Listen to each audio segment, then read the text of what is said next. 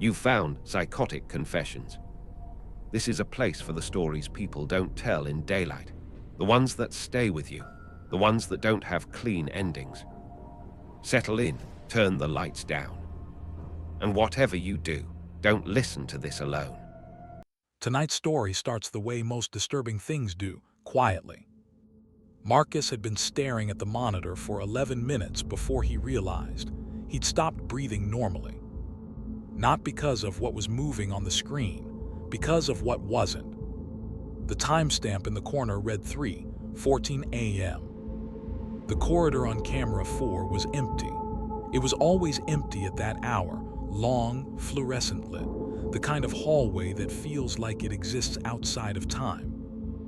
Linoleum floors, a nurse's station nobody staffed after midnight, a row of doors that didn't open until morning rounds. Empty, except something had triggered the motion sensor. He rewound the footage, watched it again and again. On the fourth viewing, he finally saw it. Not a person, not exactly, but a change in the quality of the air itself.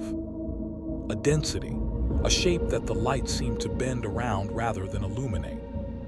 He told himself it was a camera glitch, a pixel artifact, something mundane with a mundane explanation. He was still telling himself that 3 weeks later, when the shape turned and looked directly into the lens. Marcus Delroy had taken the night shift at Hargrove Memorial the same way most people take jobs they don't intend to keep, out of necessity, with the quiet assumption that something better was coming. He was 34, recently divorced, living in a one-bedroom apartment that still had his ex-wife's curtains because he hadn't gotten around to replacing them. The job was simple: sit, watch, walk the perimeter every 2 hours, log anything unusual. In 6 months, he had logged exactly 4 things. That was it, that was the job. Hargrove Memorial was not a large hospital. 4 floors, 2 wings, a basement that housed maintenance and the morgue. The East Wing was the oldest part of the building, built in the 1960s, retrofitted but never truly renovated. The kind of institutional space where the walls had absorbed decades of everything that happened inside them. It had a particular quality at night, a stillness that felt less like quiet and more like holding. Marcus didn't mind it. He was, by nature, a person who did well with silence. His ex-wife had told him that near the end, not as a compliment, "You're too comfortable alone, Marcus. It's like you don't need anyone in the room with you." He brought a thermos of coffee and a paperback he rarely read, and he sat in the security office on the ground floor, and he watched 8 monitors cycle through 42 camera feeds, and mostly nothing happened, and that was fine. The first night it triggered, he almost didn't notice. It was a Tuesday, week 23 of his employment. The motion sensor alert came through at 3:14 a.m., a soft chime on his console, camera 4 highlighted in yellow. East Corridor, 2nd floor. He pulled up the feed and looked at it for a moment. Nothing there. The corridor was exactly as it always was at that hour. Long, lit by overhead fluorescents that the hospital kept at half power after midnight, casting everything in a pale, slightly greenish light. The nurse's station sat empty, chairs tucked in, a single computer monitor in sleep mode throwing a faint blue pulse against the wall behind it. The doors on either side of the corridor, patient rooms, all occupied, all quiet, were closed. Nothing moving, nothing out of place. Marcus logged it as a sensor malfunction, which was the standard protocol for an alert with no visible cause, and he went back to his thermos and his unread paperback. It happened again the following Tuesday. Same time, 3:14 a.m., camera 4, East Corridor. He pulled the feed immediately this time and sat forward in his chair, watching carefully. Nothing. He logged it again. Sensor malfunction, repeat occurrence, made a note to submit a maintenance request in the morning. He did not submit the maintenance request. He didn't submit it because, on some level, he wasn't entirely ready to have someone fix the sensor before he understood what was setting it off. It was a small distinction, just a quiet reluctance, a feeling that the malfunction wasn't quite the right word for whatever was happening. The third Tuesday, he was ready. He had the camera 4 feed pulled up on the primary monitor by 3 a.m., thermos untouched, paperback in the bag. He sat and he watched the empty corridor and he waited. At 3:14, the sensor chimed. And this time, because he was watching closely, because something in him had already begun to suspect, he saw it. Not a person, not a shadow exactly. More like the corridor's emptiness had developed a texture it didn't have before. A place in the frame, roughly in the center, roughly the dimensions of a standing figure, where the light behaved differently, where it seemed to fall without reflecting, where the air itself looked heavier. It lasted approximately 4 seconds. Then the corridor was simply empty again. Marcus sat very still for a long time after that. Then he picked up his thermos, poured a coffee he didn't drink, and spent the remaining 3 hours of his shift telling himself that what he'd seen was a camera artifact. A lens issue, a trick of the half-powered fluorescent lights that were old and cheap, and had probably been doing strange things to footage for years before he ever sat down to watch them. By the time his replacement arrived at 6 a.m., he'd almost convinced himself. Almost. He didn't tell anyone. That was the first decision, and in retrospect, it was the one that changed everything that came after. He went home, slept badly, came back the following night, and pulled up the archived footage from the past 6 months. It took him most of the shift to go through it properly. He wasn't sure what he was looking for until he found it in footage from 9 weeks before his first Tuesday alert. Camera 4, East Corridor, 3:14 a.m. The same density in the air, the same place in the frame, the same quality of light bending slightly wrong. He went further back, found it again, and again, consistent across weeks, consistent across months. It had been there long before Marcus started working nights. It had been present, but still, now it was moving. Now it was doing something it hadn't done before. What he wrote was, reviewed archive footage Ray, recurring sensor alert camera 4. No mechanical explanation identified. Will continue to monitor. Factually accurate, professionally phrased, utterly insufficient. The following Tuesday, he watched the feed live again, and this time the shape was clearer. The density he'd noticed before had developed edges. Still not a person, but something with dimension now, with implied geometry. The rough suggestion of a torso, a head, something below that might have been legs. It moved, that was new. Not far, perhaps 3 feet, toward the far end of the corridor. A slow movement, the kind that took long enough that he almost missed it. He had the position of the shape at 3:14 and the position of the shape at 3:17, and they were not the same position. It was walking. Slowly, the same direction every time. East toward the end of the corridor, always the same path, always the same pace, like something moving through a very old routine. Marcus started coming in early, 30 minutes before his shift, then an hour. He began cross-referencing camera feeds, not just camera 4 but the adjacent cameras, trying to pick up the shape as it turned the corner. Whatever camera 4 was catching, the other cameras weren't. The shape existed only in that one stretch of corridor. He checked whether camera 5 showed anything at 3:14 a.m. It didn't. Whatever this was, it existed in a space approximately 40 feet long, and it did not exist anywhere else. Not the presence of the thing, but its confinement. As if it were tied to that corridor, the way a record is tied to a groove. He was 3 weeks into this private investigation when the shape stopped walking. He noticed it on a Thursday, not a Tuesday.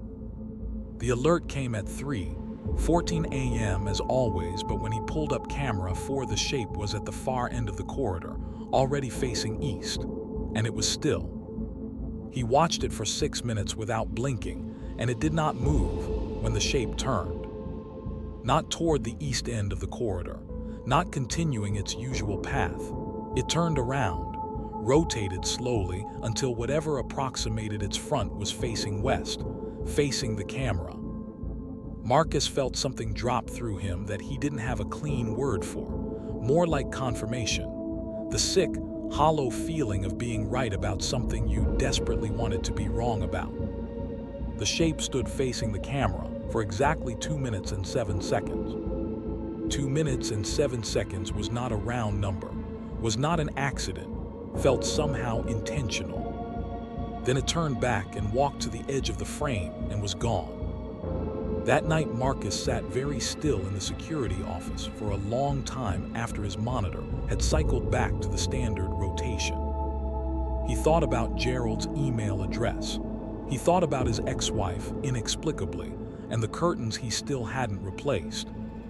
Camera 4 was one of the older units in the system, positioned at the corridor's midpoint, angled slightly downward. Its mounting bracket was on the south wall, partially obscured behind a ceiling panel. The shape had looked directly into the lens, not at the wall, at the lens, with the precision of something that knew exactly where it was. And that's when everything stopped making sense. He made the decision on a Sunday, not a Tuesday. He was done waiting for Tuesdays. He was finished observing it from a distance. He did his standard perimeter walk at midnight, at 1 a.m., at 2. Each time he passed the entrance to the east wing, he slowed slightly and looked down the corridor. At 3 a.m., he walked to the east wing, and he didn't come back. He positioned himself at the nurse's station, standing, not sitting, with his back to the desk so he could see the full length of the corridor. The overhead lights hummed at their half-power frequency, a sound so constant and low that you stopped hearing it within minutes, which somehow made the silence feel deeper rather than less complete. He watched the corridor. At 3:09, his radio crackled the check-in ping, which Marcus answered with the standard 2-click response without taking his eyes off the corridor. At 3:11, the fluorescent light above the nurse's station flickered, once, then held. At 3:13, Marcus became aware that the quality of the air at the far end of the corridor had changed. He didn't move, didn't reach for his radio or his phone, just watched, the way he'd been watching for weeks, except now there was no screen between him and whatever was happening. Now the 40 feet of corridor between him and the far end was real space, actual air. The linoleum floor that he'd walked 100 times was real beneath his feet. The density was there, a place in the space where the light fell differently, where the air seemed to thicken around a shape that had no clean edges, nothing he could point to and name except as an absence that had somehow learned to take up space. It was at the far end of the corridor. It was facing him. Marcus stood very still and breathed very carefully and watched it, and it watched him, and neither of them moved for a long time.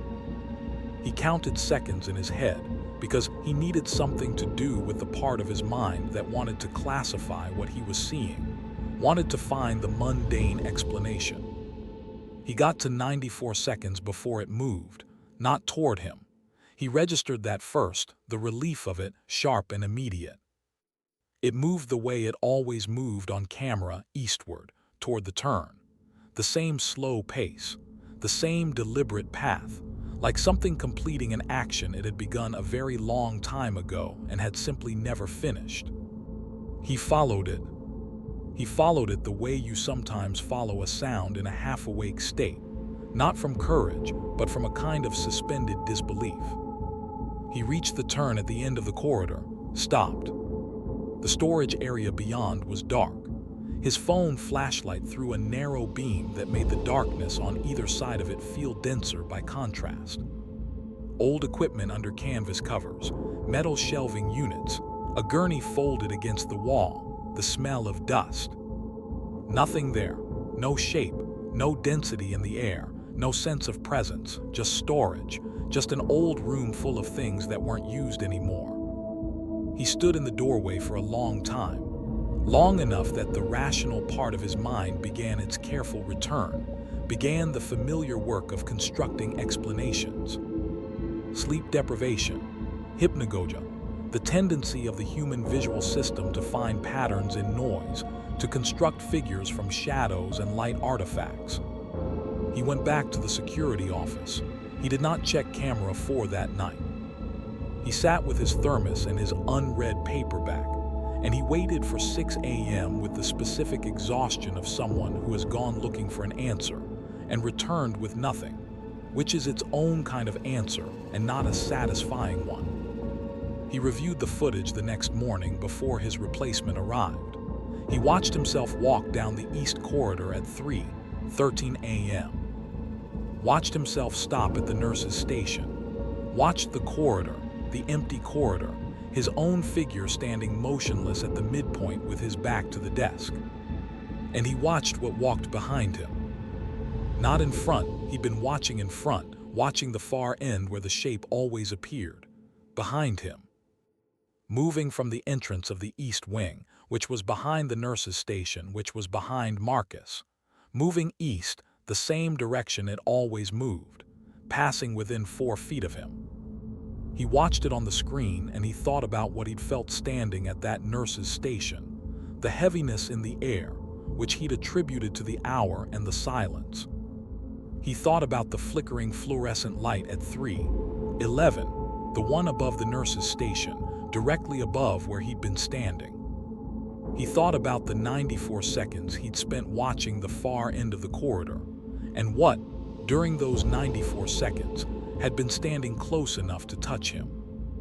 The footage showed the shape walking past him and continuing east and turning the corner and disappearing from frame at 3:17 a.m., exactly as it always had. Marcus sat with that for a long time. Then he submitted his resignation later that morning, just a standard 2 weeks notice email to Gerald. He still doesn't know what was in that corridor.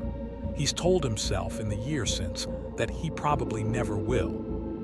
That some things resist explanation, not because the explanation doesn't exist, but because the explanation requires standing in a place he's not willing to stand again. He replaced the curtains in his apartment last spring. It took him longer than it should have. He's not entirely sure why. Some nights he still wakes at 3:14 a.m. and lies in the dark and listens to his apartment and tells himself there's nothing there. He's gotten quite good at telling himself that. He's less certain he believes it. There's something particular about the places we're paid to watch over at night. Hospitals, office buildings, empty parking structures. We trust that someone is there, that a set of eyes is on the monitors, that if something goes wrong, there's a person in a small room somewhere who will notice. What we don't consider, what Marcus didn't consider, not until it was far too late to unlearn, is what happens when the watching goes both ways. If you have your own story, you know where to find us. And sometimes the most unsettling part isn't what happened. It's that it could happen to anyone, even you. That's all for tonight. If this story stayed with you, good. That means it worked. If you have your own confession, something you've never said out loud, something that still doesn't make sense, you know where to find us. Drop it below. And if you're not already here, subscribe. There are more stories where this one came from. Psychotic confessions will be in the dark.